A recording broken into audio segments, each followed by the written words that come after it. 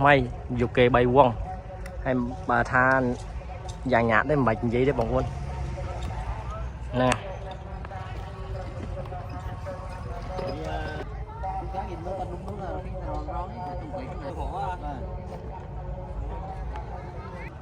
bạn này cứ dục kê sạch con ba cứ Việt Nam với hào tha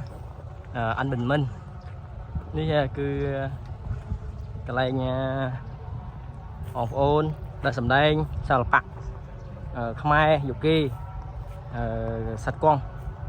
នេះគឺពីវងហើយបាទកន្លែងម៉ាញ់មកវងឥឡូវមកវងទៀតពីវង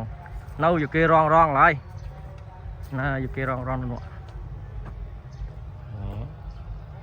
ឃើញទេទេសភាពយ៉ាងច្រើនដូចថាវត្តទទឹមថ្មីធ្វើបិណ្ឌបញ្ចុះសីមារ៉ែក្រុមដូរតន្ត្រីច្រើនយុគីក៏ច្រើនដែរ3វងហ្នឹងហើយ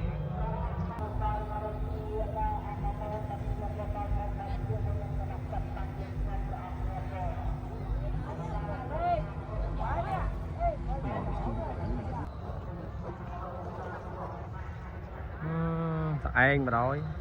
ដល់តឯងមកដល់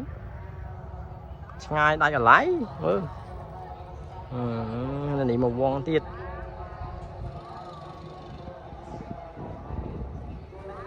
នេះបងប្អូនដូរតន្ត្រីរងគេរងបាទនេះនេះlàនិយាយរួមមិញlà 2វងគេថាសិតវងហើយជាមួយចំបេកឥឡូវដល់រង3វងបាទស្មានៅវត្តទៅថ្មីបាទ